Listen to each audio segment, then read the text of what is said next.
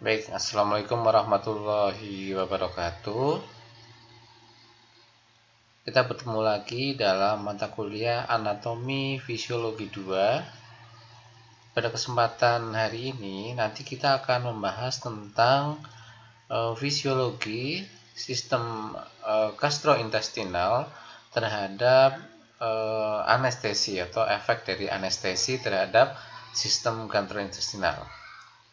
Ya, mudah-mudahan semua mahasiswa dalam kondisi yang sehat sehingga bisa mengikuti mata kuliah ini dengan baik.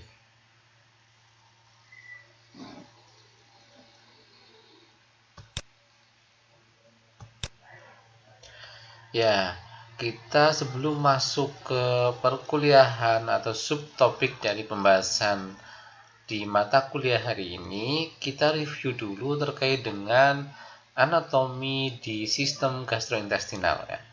Masih ingat ya teman-teman mahasiswa masih mengingat tentang anatomi di sistem gastrointestinal itu dibagi menjadi dua ya.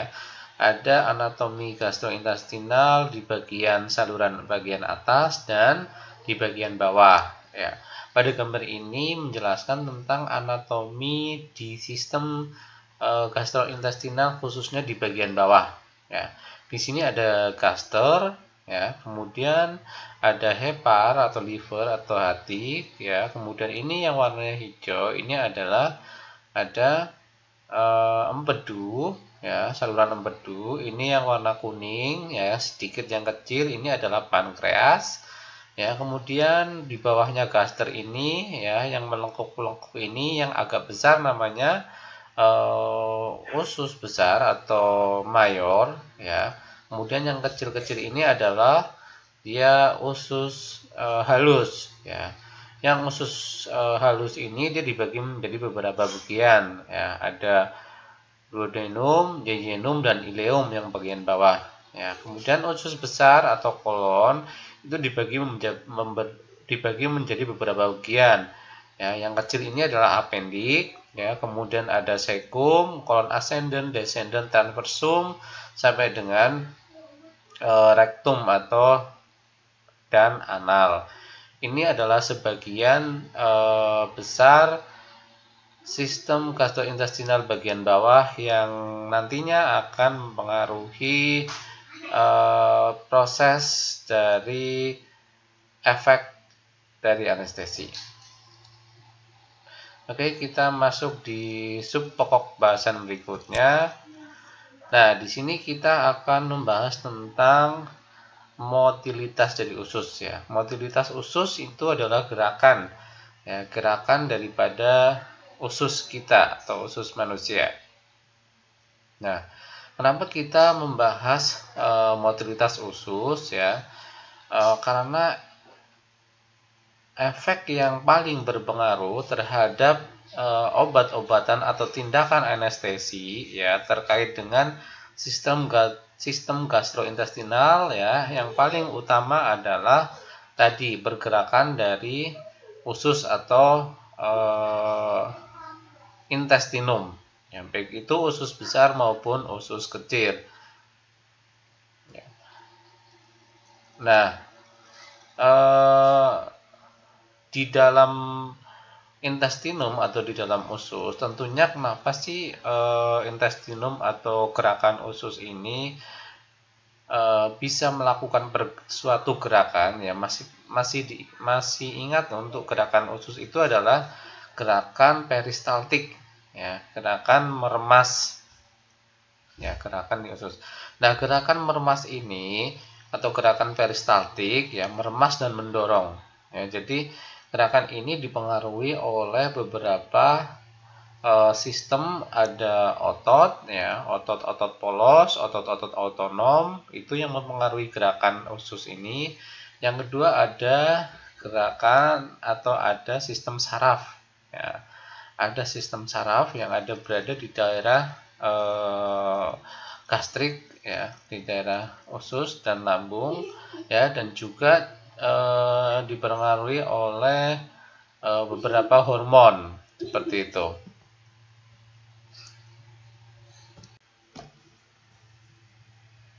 Ya, pada slide ini menjelaskan tentang tadi ya, ada gambar tentang pergerakan dari usus ya. Gerakan usus ya tadi dia adalah peristaltik usus ya, meremas dan mendorong suatu zat atau makanan ya supaya dia hancur ya, dan masuk ke dalam saluran berikutnya. Makanan ini sudah dalam bentuk bolus ya, sudah dalam bentuk cairan kalau sudah di dalam usus. Kalau di dalam gaster ya dia masih kimus, eh, masih berupa makanan yang kecil, tapi kalau sudah di dalam usus dia dalam bentuk sudah bentuk cairan yang sudah gampang diserap. Nah, pada pergerakan ini ya, pada gerakan peristaltik ya, kalau pada pasien yang normal itu usus kita, gerakan peristaltik kita itu 1 menit itu berkisar antara 12 kali per menit ya, kurang lebih ya 12 sampai 16 kali per menit, yaitu rata-rata gerakan peristaltik usus pada manusia yang normal ya. Nah, gerakan peristaltik usus ya tadi sudah dijelaskan di awal. Dia dipengaruhi oleh beberapa otot. Ya, kalau tidak ada otot, ya tidak ada saraf, ya tidak ada darah yang masuk, maka usus ini dia akan berhenti bergerak. Ya, maka si usus ini harus diperdarahi, dipersarafi oleh saraf yang masih baik dan otot-otot juga yang masih baik, sehingga dia bisa melakukan gerakan atau proses peristaltik usus secara normal. Nah, kenapa pada pasien-pasien yang dilakukan anestesi? Anestesi atau yang akan dioperasi, nah itu diwajibkan memang harus dikosongkan isi ususnya, atau pasien biasanya dipuasakan ya. Dipuasakan ya sehingga eh, isi yang berada di dalam saluran pencernaan terutama usus itu sudah kosong ya, sehingga pada saat dilakukan anestesi ya si usus ini dalam kondisi yang kosong, sehingga tidak pasien pada saat ditidurkan ya, pada saat dimasukkan obat anestesi ya itu tidak isinya itu tidak keluar, atau pasien itu tidak sampai mual muntah ya. Tapi kalau pasiennya ini makan pada saat sebelum operasi dan pada saat setelah dioperasi atau pada saat intraoperasi, pasien ini bisa mengeluarkan sisa makanannya, sehingga nanti akan menimbulkan efek yang dapat menyebabkan aspirasi itu akan masuk ke dalam saluran pernapasan dan menyebabkan kegawatan atau gagal napas pada pasien. Ya, sehingga diwajibkan pasien-pasien yang akan dilakukan operasi itu harus dipuasakan. Ya. Nah, kemudian pasien-pasien ini yang mau dioperasi ya, di anestesi ya, itu memang akan diblok pada sistem saraf dan sistem otot pada daerah usus ya, terutama supaya apa? Supaya pada daerah usus ya, peristaltik usus pada saat dilakukan operasi itu akan gerakannya akan melambat ya, bukan berhenti bergerak, tetapi gerakannya itu akan melambat ya, sehingga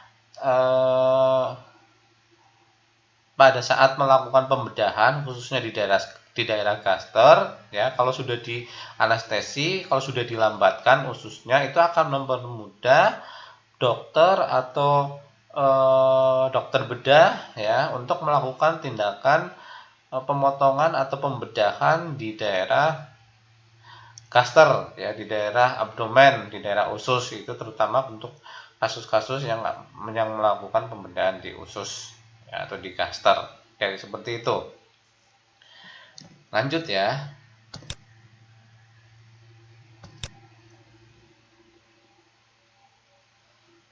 Oke, kita masuk ke fungsi dari otonom di otot polos, ya, fungsi otonom otot polos yang berada di daerah usus, ya. Di sini otot polos ini, ya, atau dinamakan traktus gastrointestinal ini dijalankan oleh yang namanya aktivitas listrik yang lambat atau disebut juga basic electrical rhythm, ya, atau BER, ya, singkatannya adalah BER. Di mana, ya, jadi di dalam otot polos ini usus ini, ya, yang namanya traktus gastrointestinal ini, dia ada kelistrikan, ya, intinya, ya, yang namanya basic electrical rhythm. Listrik ini dari mana? Dia berasal dari jantung, ya. Pusat kelistrikan utama kita adalah jantung. Jantung yang punya listrik utama, dia akan menyebarkan beberapa kelistrikan terutama di otot polos. Nah, basic electrical rhythm ini dia berperan dalam mengkoordinasikan gerakan peristaltik, ya, di usus dan aktivitas-aktivitas motorik lainnya, ya, tidak hanya peristaltik usus, ya, juga gerakan di lambung, ya, kemudian gerakan-gerakan otot yang lain dia digerakkan oleh basic electric rhythm atau otot-otot polos. Nah,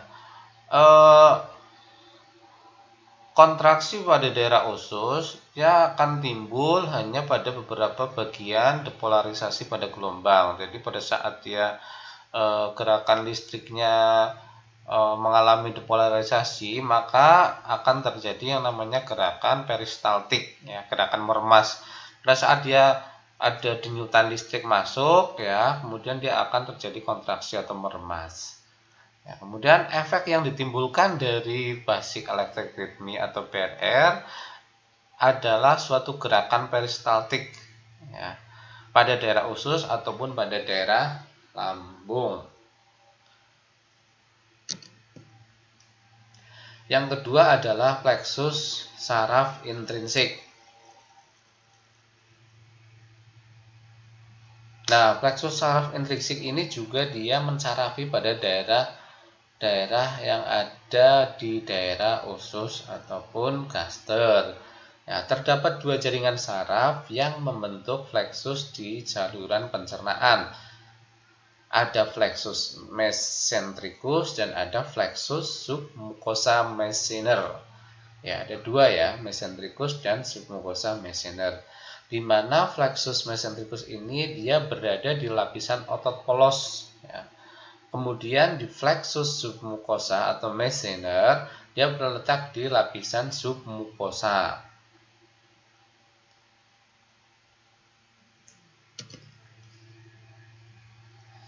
Kemudian plexus intrinsik, ya, dia akan bekerja mempengaruhi semua fase aktivitas pada saluran pencernaan yang nantinya akan menyebabkan suatu gerakan pada gelombang peristaltik. Nah, jadi selain otot polos, ya, di sini juga ada saraf intrinsik, ya, ada plexus intrinsik, ya, dan tadi ada plexus submucosa. Dia yang bekerja pada gerakan peristaltik usus, ya, bisa mempercepat maupun melambat. Kemudian ada saraf ekstrinsik. Ya, pada saraf ekstrinsik ini dia ekstrinsik berarti berada di daerah luar saluran pencernaan. Dia mensarafi berbagai organ pencernaan seperti serat-serat saraf pada kedua cabang di saraf otonom. Nah, saraf-saraf ini, ya, pada sistem saraf otonom ini dia akan mempengaruhi pergerakan dan sekresi pada saluran pencernaan. Ya.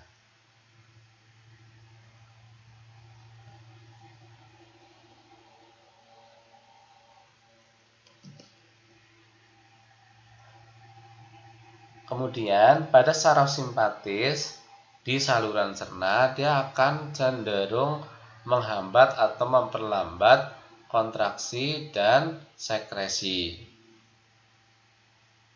Kemudian saraf parasimpatik, ya ada simpatis dan parasimpatis.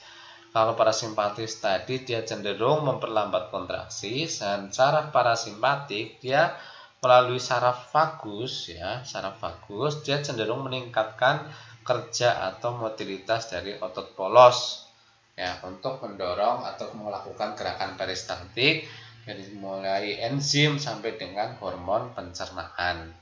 Ya, jadi yang melakukan kerja gerakan peristaltik dipengaruhi oleh otot, oleh sistem saraf, ya saraf otonom dan saraf intrinsik. Yang mempengaruhi kerja cepat dan kerja lambat adalah saraf simpatis dan saraf parasimpatis. Itu yang perlu di titik poinnya di situ. Nah, ini gambar ini adalah menerangkan tentang saraf, ya. Ini adalah brain, otak. Ini saraf utama kita, ya. Kerja dari sistem saraf yang ada di daerah usus, ya dipengaruhi oleh saraf-saraf yang berada di daerah otak. Kemudian dia turun, ya, di bawahnya ada saraf-saraf tepi. Dia melalui saraf tepi, ya melalui saraf tepi, ya saraf tepi di sini, ya saraf yang berada di daerah torak ke 5 sampai torak ke 12. Nah, ini gambarnya, ya. Saraf 5 sampai saraf ke 12 sarafnya mempengaruhi pada daerah nih lambung, daerah usus, daerah hepar, daerah pankreas. Ya. Jadi, ya, jika perlu diingat, ya, ada yang namanya anestesi spinal anestesi, ya. Spinal berarti anestesinya yang ditusuk di tulang belakang, ya, ditusuk di tulang belakang. Nah, ini ditusuk. Nah, karena di sini kan sebagian semuanya saraf nih. Kalau ditusuknya di tulang belakang, dia mau di lumbal maupun di torakal, maka dia akan melumpuhkan bagian-bagian ini. Ya, pasiennya pada saat dioperasi dia sadar, karena bukan otaknya, bukan saraf pusatnya yang di anestesi, tetapi dia di lumbalnya atau di torakalnya. Ya, jadi pasiennya pada saat dioperasi dia sadar, ya, tetapi bagian yang mau dioperasi dari perut ke bawah dia dilumpuhkan. Jadi pada saat dioperasi pasiennya bisa melihat. Contohnya pasien-pasien dengan operasi sesar. Nah, itu seperti itu. Dia dilumpuhkan di bagian belakang, di blok sistem saraf belakang dengan obat-obat anestesi lokal, ya. Kemudian yang bagian abdomen sampai ke bawah ke tungkai dia sudah tidak merasakan apapun. Ya, di blok seperti itu. Ya, dilumpuhkan kerja dari sistem saraf di daerah organ, mulai dari pankreas, di daerah lambung, terutama usus, ya ada hepar sampai bawah sampai tungkai itu diblok. Nah, itu seperti itu. Nah, kemudian kita lanjut ke hormon-hormon pencernaan. Nah, hormon-hormon pencernaan ini akan dikeluarkan terutama sebagai respon terhadap perubahan lokal spesifik di isi lumen. Ya.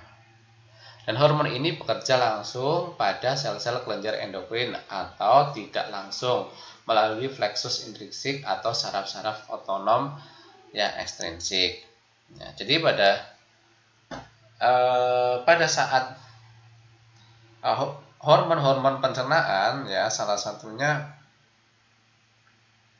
ya ada hormon insulin, hormon glukagon, itu yang dihasilkan oleh pankreas, ya. Dia membantu untuk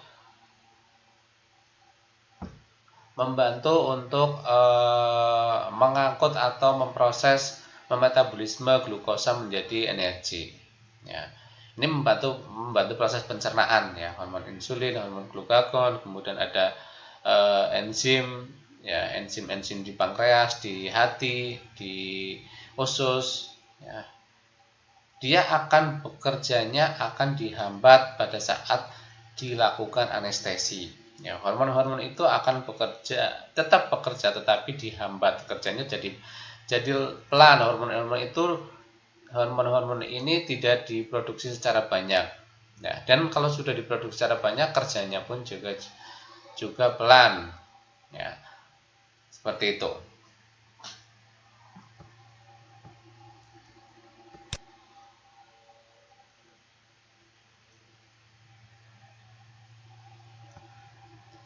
Oke, kemudian eh, lanjut ke bagaimana motilitas usus atau pergerakan usus setelah dilakukan pos operasi. Ya, kalau tadi kan kita bahas sebelum operasi atau pre-operasi, pasien diwajibkan berpuasa. Pasien diwajibkan untuk mengosongkan lambungnya. Ya, pada saat dioperasi kemudian diblok, ya, kerja dari otot-otot polos, dari saraf intrinsik, ekstrinsik, parasimpatis, sehingga pada saat dioperasi kerja dari saraf dan otot tersebut dia melemah, sehingga kerja dari usus pun atau gerakan peristaltik pun itu akan melemah. Nah, sekarang bagaimana kerja usus pada pasien yang sudah selesai atau post operasi? Ya, tentunya harusnya dia kembali ke posisi normal, ya. Akan tetapi tergantung dari obat anestesinya, apakah obat anestesi ini sudah habis atau belum. Kalau obat anestesinya sudah habis, ya tentunya kerja dari peristaltik usus itu akan kembali normal. Nah, kapan kita bisa memastikan bahwa kerja dari usus ini atau peristaltik usus ini akan kembali normal? Nah, kita lihat, ya, bagaimana cara kita mengkajinya, ya. Jangan lupa kita harus melakukan auskultasi. Ya, auskultasi itu mendengarkan dengan apa? Dengan stetoskop. Ya, pernah melihat ya stetoskop ya. Stetoskop ya, kemudian ditempelkan di daerah abdomen, kemudian kita dengarkan. Kalau tidak ada suara peristaltik ya, tidak ada suara kruas-kruas, suara gerakan usus itu peristaltik, maka pasien ini masih terpengaruh obat anestesi ya. Nah, tapi kalau sudah didengarkan, kemudian kita sudah mendengar ada gerakan di daerah usus ya, baik itu gerakannya lemah, sedang atau kencang, berarti ini sudah mulai kembali ke normal. Nah, bisa juga pada pasien post operasi kondisi usus ini eh, dia hilang sama sekali, tidak ada gerakan. Jadi memang ada efek negatifnya. Yang harusnya setelah 1 atau 2 jam usus itu kembali ke normal, tetapi setelah 1 atau 2 jam usus ini tidak kembali ke normal, itu dinamakan dengan ileus paralitik. Ya, jadi obat anestesi ini mempunyai efek samping yaitu memblokade secara permanen gerakan dari usus. Jadi usus itu tetap diam, tidak ada gerakan. Ya, hanya seperti itu. Ini namanya ileus paralitik. Dan nanti kalau kondisi seperti ini berarti pasien ini memang harus dipuasakan terlebih dahulu dan diberikan obat-obat perangsang untuk menstimulus gerakan dari usus tersebut. Oke, kalau sudah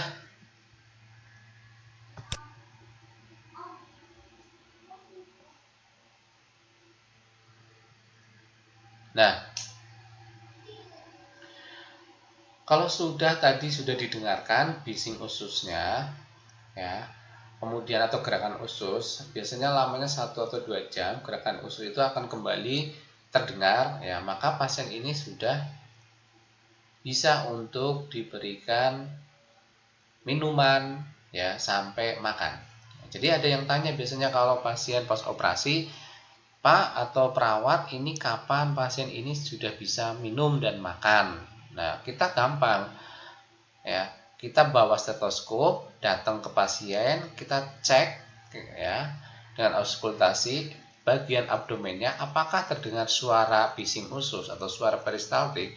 Kalau sudah terdengar maka pasien ini sudah boleh minum terlebih dahulu. Kalau sudah minum, tidak mual, tidak muntah, maka sudah boleh dilanjutkan ke makan.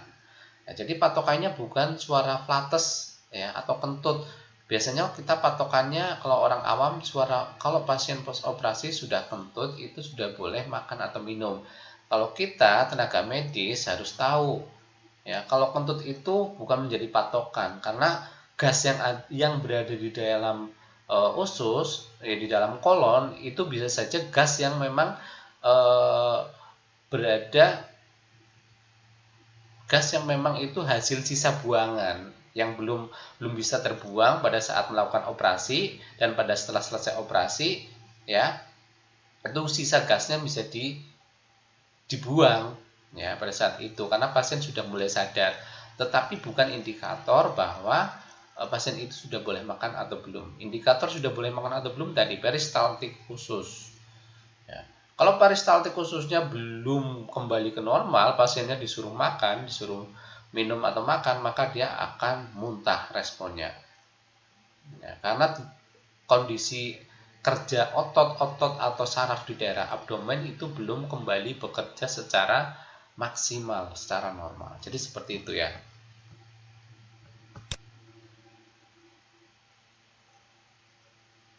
Nah, ini adalah patofisiologi ya tadi ya. Kenapa si usus ini bisa dia berhenti ya sistem sarafnya pada saat diblokade ya, karena tadi terhambatnya suatu impuls saraf simpatis ya, parasimpatis ya, sistem saraf yang mempercepat itu kan parasimpatis, dia akan diblok ya, sehingga akan menyebabkan terhambatnya pelepasan asetilkolin ya. Kita asetilkolin itu adalah senyawa yang berada di daerah sistem saraf ya, kemudian dia akan menghambat sistem saraf vagus ya, kemudian akan diterima oleh rangsang atau reseptor muskarini pada plexus myocentricus internalis.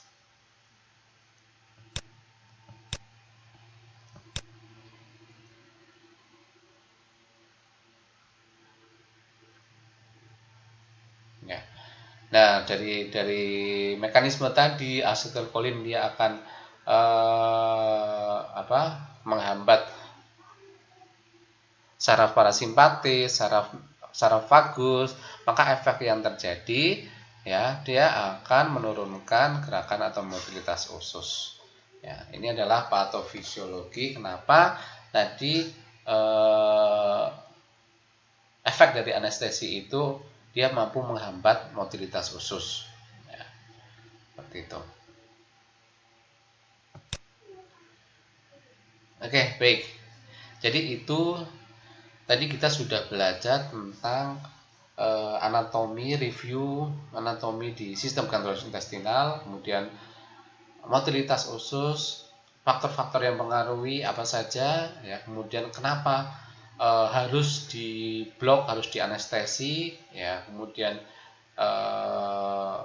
mekanismenya kenapa si motilitas usus ini harus diblok ya, kemudian bagaimana cara mengkaji pos anestesi atau pos pembedahan ya, itu tadi kita sudah belajar, tinggal silakan mahasiswa untuk mereview kembali dari awal. Oke, sekian dari saya, selamat belajar. Assalamualaikum warahmatullahi wabarakatuh.